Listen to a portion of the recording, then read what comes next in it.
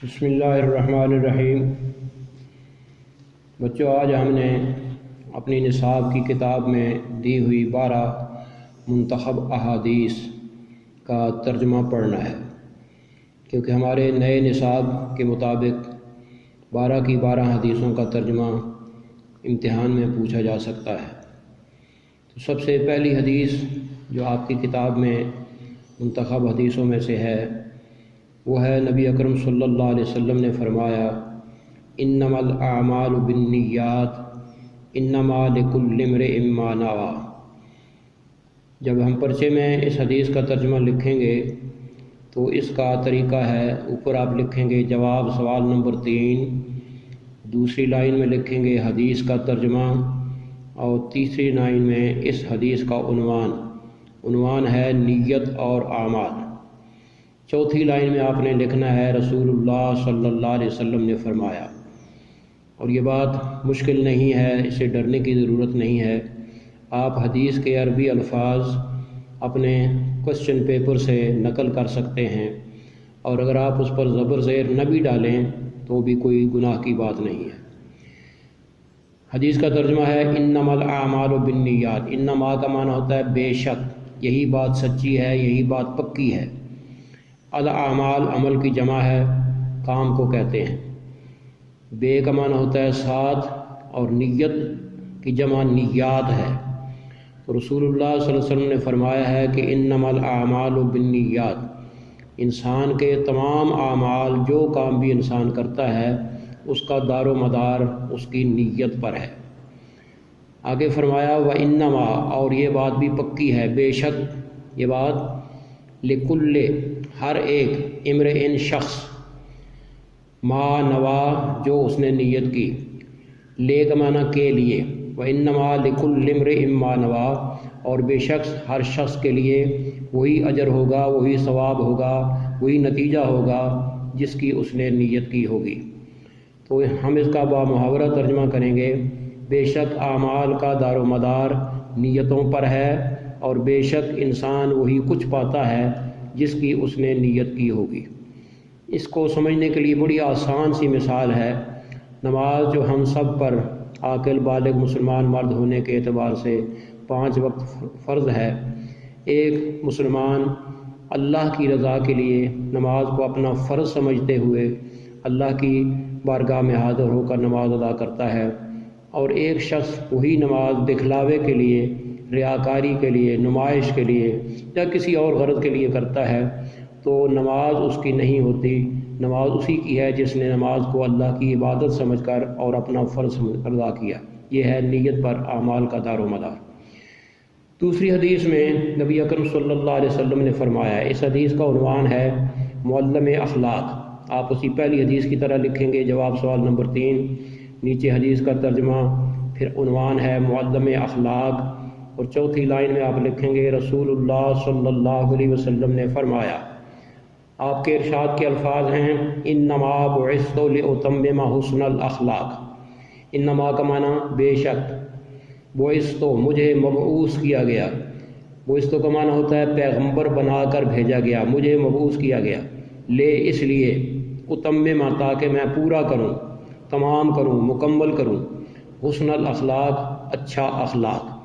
اللہ تعالیٰ نے نبی اکرم صلی اللہ علیہ وسلم کی تعریف کرتے ہوئے قرآن مجید میں بیان فرمایا ہے کہ انک لعلی خلق عظیم، اے پیغمبر صلی اللہ علیہ وسلم آپ عظیم اخلاق کے مالک ہیں۔ اور قرآن مجید میں اللہ تعالیٰ نے آپ صلی اللہ علیہ وسلم کو قرآن مجید کا معلم بتایا ہے کہ حضور نے قرآن مجید پڑھنا سکھانا ہے، قرآن مجید کا مطلب، ترجمہ اور اس کا مفہوم بتانا ہے، قرآن مجید پر عمل کر کے دکھانا ہے۔ اور اس میں چونکہ قرآن مجید کی تعلیمات میں سب سے بڑی بات اخلاق ہے۔ اخلاق آپ کو ایک سبق پڑھایا گیا تھا کہ 2 قسم کے ہوتے ہیں، عادات کو اخلاق کہتے ہیں، اچھی عادتیں محاسن اخلاق کہلاتی ہیں، بری عادتیں رذائل اخلاق کہلاتی ہیں۔ تو نبی علیہ السلام فرماتے ہیں مجھے اللہ نے اس لیے نبی بنا کر بھیجا ہے تاکہ میں اچھے اخلاق لوگوں کو تعلیم بھی کروں، اور آپ نے صرف تعلیم نہیں دی بلکہ آپ نے اپنے اچھے اخلاق عملی طور پر لوگوں کے سامنے پیش فرمائے۔ تو حدیث کا ترجمہ ہے انما بعثت لأتمم حسن الاخلاق، بے شک مجھے اس خاطر رسول بنا کر بھیجا گیا تاکہ میں اعلیٰ اخلاق کی تکمیل کروں۔ تیسری حدیث ہے، اس کو بھی ہم ایسے ہی لکھیں گے، جواب سوال نمبر 3، نیچے حدیث کا ترجمہ۔ اس تیسری حدیث کا عنوان ہے حب رسول صلی اللہ علیہ وسلم اور ایمان۔ رسول اللہ صلی اللہ علیہ وسلم نے فرمایا، حدیث کے الفاظ ہیں لا یؤمن احدکم حتی اکون احب الیہ من والدہ وولدہ والناس اجمعین۔ لا کا معنی نہیں، یؤمن کا معنی مومن ہوتا، احدکم تم میں سے کوئی ایک، لا یؤمن احدکم تم میں سے کوئی ایک بھی مومن نہیں ہو سکتا، حتیٰ جب تک کہ اکونا میں نہ ہو جاؤں، میں سے مراد محمد صلی اللہ علیہ وسلم، احبا سب سے زیادہ محبوب، سب سے زیادہ پیارا، الہ اسے، من والد ہی اس کے والدین سے، وولد ہی اور اس کی اولاد سے، والناس اجمعین اور تمام لوگوں سے۔ دیکھیے ہم جس دنیا میں رہ رہے ہیں، فطرتاً ہمیں نہیں بلکہ حیوانوں کو بھی اپنے والدین سے محبت ہوتی ہے، اپنے بچوں سے محبت ہوتی ہے، اور انسان تو اشرف المخلوق ہے، ہمیں اپنے والدین سے محبت ہے، ہماری فطرت کا حصہ ہے، ہمیں اپنی اولاد سے محبت ہوتی ہے، یہ فطرت کا حصہ ہے، بہن بھائیوں سے محبت ہوتی ہے، فطرت کا حصہ ہے، دوسرے دوستوں سے محبت ہوتی ہے، فطرت کا حصہ ہے۔ لیکن اللہ کے رسول صلی اللہ علیہ وسلم نے فرمایا ایک طرف تمہاری یہ ساری پیاری چیزیں ہیں، انسان کو اپنی جان بھی بڑی پیاری ہے، انسان کو مال بھی بڑا پیارا ہے۔ اللہ کے نبی صلی اللہ علیہ وسلم فرماتے ہیں لا یؤمن احدکم حتی اکون احب الیہ، ایک طرف تمہاری یہ ساری محبوب چیزیں، تمہاری جان، تمہارا مال، تمہارے والدین، تمہاری بیویاں، تمہارے بھائی، تمہارے رشتہ دار، تمہارا سب کچھ ایک طرف ہو، اور دوسری طرف میں یعنی محمد صلی اللہ علیہ وسلم کی محبت ہو، تو آپ نے موازنہ کرنا ہے۔ اگر کسی کی دل میں نبی اکرم صلی اللہ علیہ وسلم کی محبت تمام چیزوں سے، تاکہ اپنی جان سے بھی بڑھ کر حضور سے محبت ہے، اپنے والدین سے بھی بڑھ کر حضور سے محبت ہے، اور اپنے رشتہ داروں سے بھی بڑھ کر حضور سے محبت ہے، تو وہ شخص مومن کہلانے کا مستحق ہے۔ اگر خدا نہ کرے اس کے علاوہ اس کے بالکل برعکس ہو کہ مجھے اپنی جان پیاری ہو، حضور صلی اللہ علیہ وسلم سے پیار نہ ہو، مجھے اپنے والدین پیارے ہوں، حضور سے پیار نہ ہو، تو مجھے مومن کہلانے کا حق نہیں ہے۔ تو اس حدیث کا ترجمہ ہوگا تم میں سے کوئی شخص اس وقت تک ایماندار نہیں ہو سکتا جب تک کہ میں اسے اس کے والدین اور اولاد اور سب لوگوں سے بڑھ کر محبوب نہ ہو جاؤں۔ اس کے بعد حدیث نمبر 4 دیکھیے۔ حدیث نمبر 4 کا عنوان ہے اسلامی اخوت اور پسند۔ جواب سوال نمبر 3 لکھنا ہے، پھر حدیث کا ترجمہ لکھنا ہے، اس کے بعد اس کا ہیڈنگ ہے اسلامی اخوت اور پسند۔ اس حدیث میں رسول اللہ صلی اللہ علیہ وسلم نے فرمایا، حدیث کے الفاظ ہیں لا یؤمن احدکم، یہ وہی لفظ ہے جو پچھلی حدیث میں ہے، لا یؤمن احدکم تم میں سے کوئی شخص اس وقت تک مومن نہیں ہو سکتا حتیٰ جب تک کہ یحب پسند کرے، محبت کرے، لأخیہ اپنے بھائی کے لیے، ما یحب جو اسے پسند ہے، لنفسہ اپنی ذات کے لیے۔ اس حدیث کا عنوان چونکہ اسلامی اخوت ہے، اسلام کی خوبیوں میں سے خوبی یہ ہے کہ اللہ تعالیٰ نے قرآن مجید میں یہ بات ارشاد فرمائی ہے انما المؤمنون اخوۃ، پوری دنیا میں رہنے والے مومن، خواہ وہ مشرق میں رہتا ہے مغرب میں ہے، کالا ہے گورا ہے، کوئی بھی زبان بولتا ہے، اگر مومن ہے وہ لا الہ الا اللہ محمد رسول اللہ پڑھتا ہے تو اللہ کا ارشاد ہے انما المؤمنون، تمام مومن اخوۃ آپس میں بھائی بھائی ہیں۔ تو اسے کہتے ہیں ایمانی اخوت یا اسلامی اخوت، اسلامی بھائی چارہ۔ اس اسلامی بھائی چارے کا تقاضا یہ ہے کہ اللہ کے نبی فرماتے ہیں تمہارے ایمان کا تقاضا یہ ہے کہ تم اپنے لیے جو چیز پسند کرتے ہو اپنے بھائی کے لیے بھی تمہیں وہ چیز پسند ہونی چاہیے، اور جو چیز تم اپنے لیے پسند نہیں کرتے وہ تمہیں بھائی کے لیے بھی پسند نہیں کرنی چاہیے۔ اس کی بڑی آسان سی مثال ہے، ہم میں سے کوئی شخص یہ نہیں چاہتا کہ کوئی مجھے گالی دے، جب مجھے اپنے لیے گالی کا لفظ پسند نہیں ہے تو میرا یہ فرض ہے کہ میں اپنے دوسرے بھائی کو بھی گالی دینے سے پہلے سوچوں کہ جب یہ مجھے اپنی ذات کے لیے پسند نہیں ہے تو میں کسی کو گالی کیوں دوں۔ اس طرح ہم اس سے برائی سے باز آ جائیں گے۔ تو حدیث کا ترجمہ ہے تم میں سے کوئی ایک بھی اس وقت تک مومن نہیں ہو سکتا، لا یؤمن احدکم حتی، جب تک کہ یحب لاخیہ، وہ پسند نہ کرے اپنے بھائی کے لیے ما یحب لنفسہ، وہی چیز جو اسے پسند ہے اپنے نفس کے لیے یا اپنی جان کے لیے۔ 5ویں حدیث ہے، اس حدیث کو بھی آپ نے لکھنا ہے، جواب سوال نمبر 3، نیچے حدیث کا ترجمہ، اور اس کا عنوان ہے اصلی مسلمان۔ ویسے تو ماشاءاللہ ہم میں سے ہر ایک اپنے سینے پر ہاتھ رکھ کر دعویٰ کرتا ہے میں مسلمان ہوں، میں مسلمان ہوں، میں مسلمان ہوں، لیکن اس حدیث میں نبی علیہ السلام نے اصلی مسلمان کی نشانی بتائی ہے کہ اللہ کے نزدیک اور اللہ کے رسول کے نزدیک حقیقی مسلم، اصلی مسلم کون ہے۔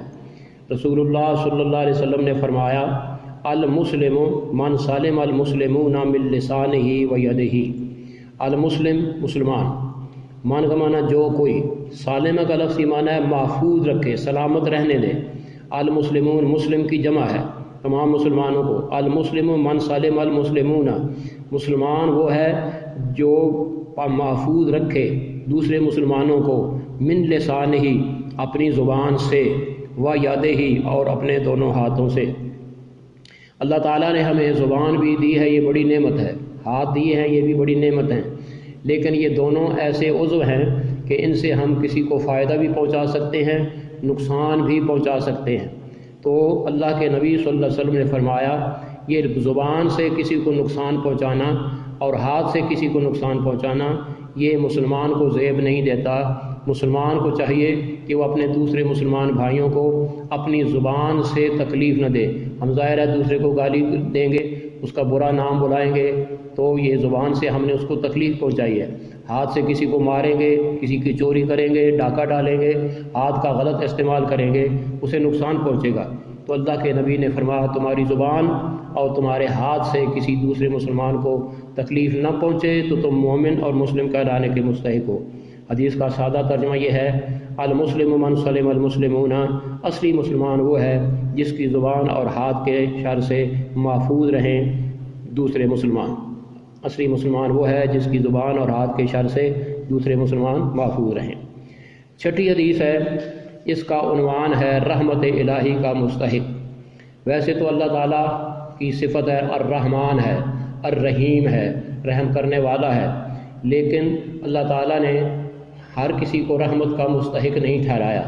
اس حدیث میں اللہ کے رسول صلی اللہ علیہ وسلم نے ایک بات کی طرف ہمیں توجہ دلائی ہے کہ ہم اگر چاہتے ہیں کہ ہم پر اللہ تعالیٰ کا رحم ہو، اللہ ہم پر رحم کرے، دنیا میں بھی رحم کرے، مرنے کے بعد آخرت میں بھی رحم کرے، تو حضور نے فرمایا اس کے لیے ایک اصول ہے کہ لا یرحم اللہ من لا یرحم الناس، لا یرحم ہو نہیں رحم کرے گا اللہ، من اس پر، لا یرحم الناس جو رحم نہیں کرے گا لوگوں کو، لا یرحم اللہ وہ شخص جو لوگوں پر رحم نہیں کرتا، لا یرحم اللہ اللہ اس پر رحم نہیں کرے گا، من لا یرحم الناس جو لوگوں پر رحم نہیں کرتا۔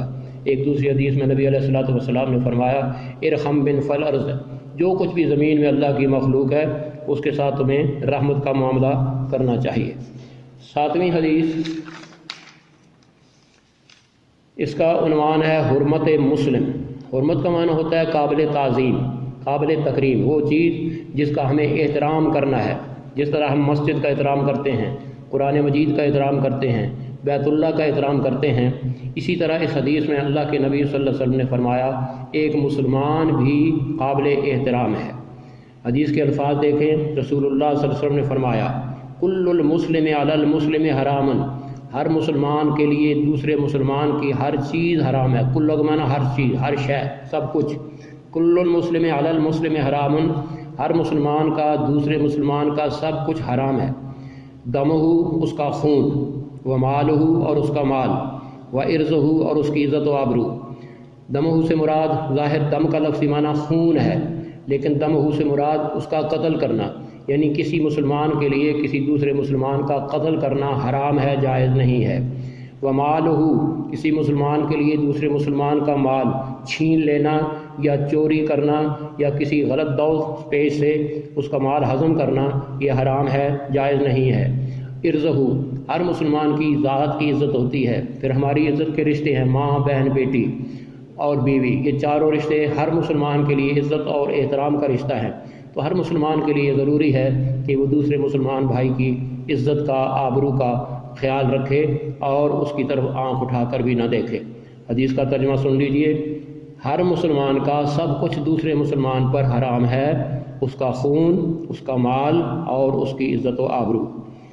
8ویں حدیث، اس میں اللہ کے نبی صلی اللہ علیہ وسلم نے میانہ روی کا فائدہ بتایا ہے۔ میانہ روی کہتے ہیں درمیانی چال چلنا۔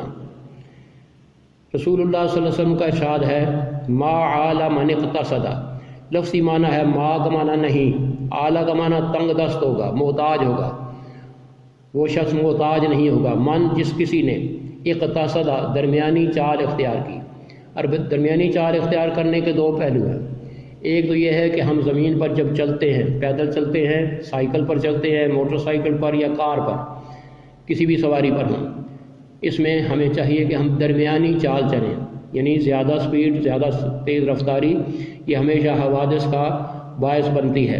انسان اگر درمیانی چال چلے تو حوادث سے اور ایکسیڈنٹ وغیرہ سے بچ سکتا ہے۔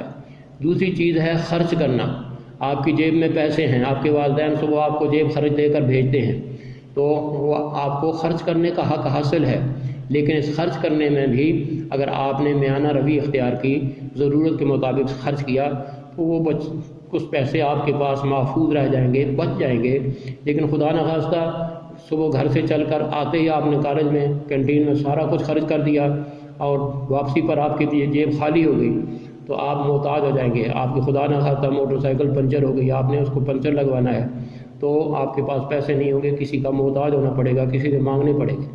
تو پیسے کے اعتبار سے بھی اور جان کے اعتبار سے بھی اللہ کے نبی صلی اللہ علیہ وسلم نے فرمایا، ما عال من اقتصد، جو میانہ روی اختیار کرے گا اسے کسی قسم کی محتاجی نہیں ہوگی۔ 9ویں حدیث میں طلب علم کا درجہ بتایا گیا ہے۔ طلب علم، یہ اللہ کے نبی کا ارشاد ہے کہ طلب العلم فریضۃ علی کل مسلم و مسلمۃ، علم حاصل کرنا ہر مسلمان مرد اور عورت پر فرض ہے۔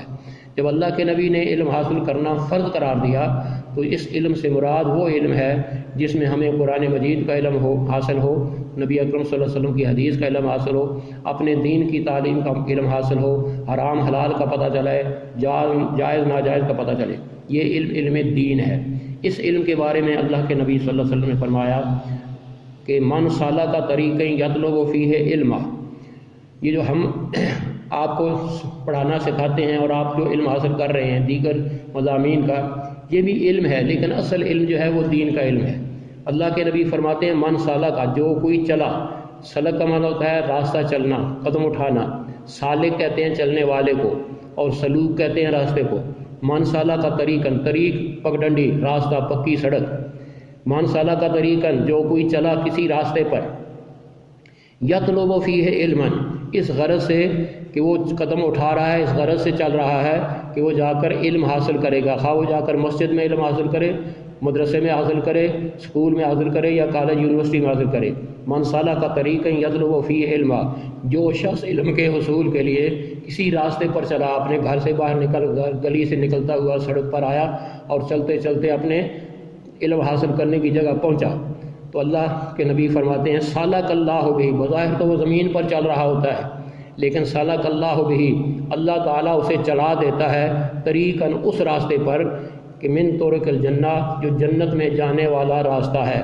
اس سے آپ کو طلب علم کی فضیلت محسوس ہوئی ہوگی کہ علم حاصل کرنا اتنی بڑی فضیلت کا کام ہے کہ جو شخص علم حاصل کرنے کے لیے اپنے گھر سے باہر قدم اٹھاتا ہے تو اللہ پاک اس کا ہر قدم جو ہے وہ زمین کے راستے پر نہیں بلکہ جنت کے راستے پر ڈال دیتا ہے۔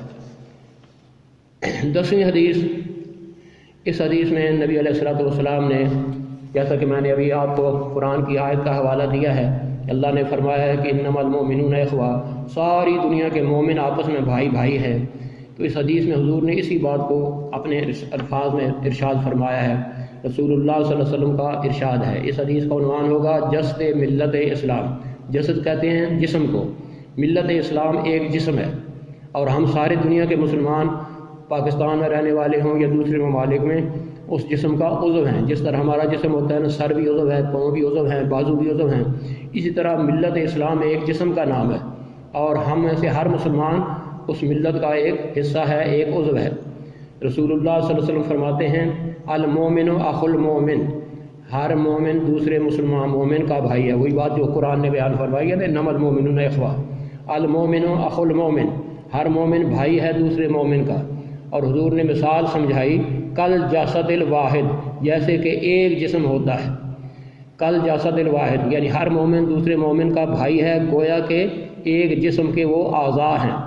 ان اشتکا شیئا، جسم کے کسی عضو کو، ان کا معنی اگر، اشتکا کا معنی شکایت پہنچے، تکلیف پہنچے، دکھ پہنچے، ان اشتکا شیئا، اگر کسی عضو کو معمولی شیئا ذرہ سی بھی تکلیف پہنچے، واجدہ تو اسے محسوس ہوگا عالم درد، ذالک ایسا ہی، فی سائر جسدہ، سارے جسم میں۔